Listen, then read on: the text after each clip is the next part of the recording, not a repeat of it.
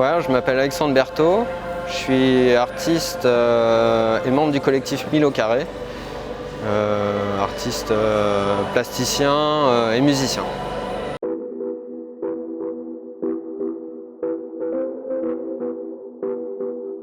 Ouais, alors le collectif 1000 au carré, il est né en 2013.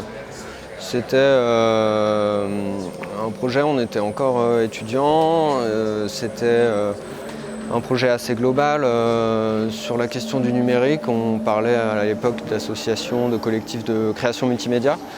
Et avec le temps, on s'est affirmé plutôt en tant qu'association de création artistique numérique. Et là, on fait des œuvres qui invoquent le numérique forcément dans son étape de création à un moment donné.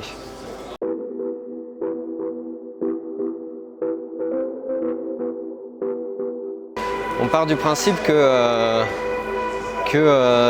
tout matériau, toute matière peut devenir une source d'inspiration ou une technique ou technologie artistique.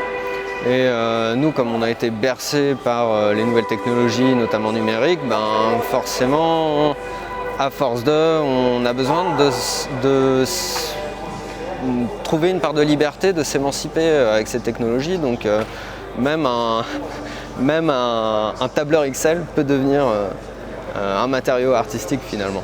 Après nous, on a besoin de réalité. Donc de rester derrière un écran tout le temps, c'est un peu fatigant. Donc on est beaucoup dans l'objet, on fabrique beaucoup d'objets. Donc on va acheter du bois, on va acheter des matériaux, du plastique, les reformer. C'est vrai que même quand tu achètes un tasseau à Leroy Merlin, ce tasseau, il est prévu à l'origine pour une utilisation particulière, pour fabriquer une maison par exemple. Nous, on ne l'utilise jamais pour ça. Donc déjà ça, c'est un détournement.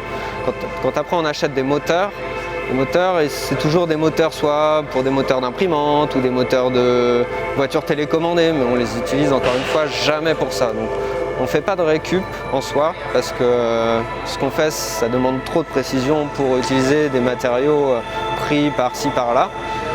Mais oui, on est dans le hacking tout le temps, quoi.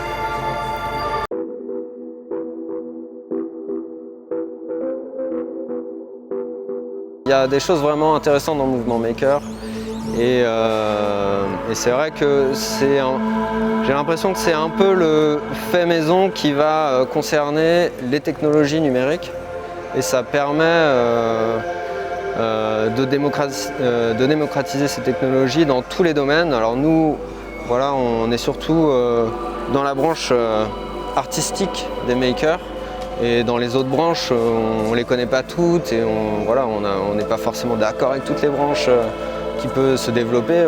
Il y a des makers qui fabriquent des armes, voilà, c'est pas notre cas. Mais de manière générale, le mouvement est intéressant pour faire de l'ingénierie inversée, comprendre les enjeux numériques, essayer de comprendre les usages qui souvent sont récupérés par des grosses entreprises qui peuvent être néfastes pour nous et de réussir à changer ces usages.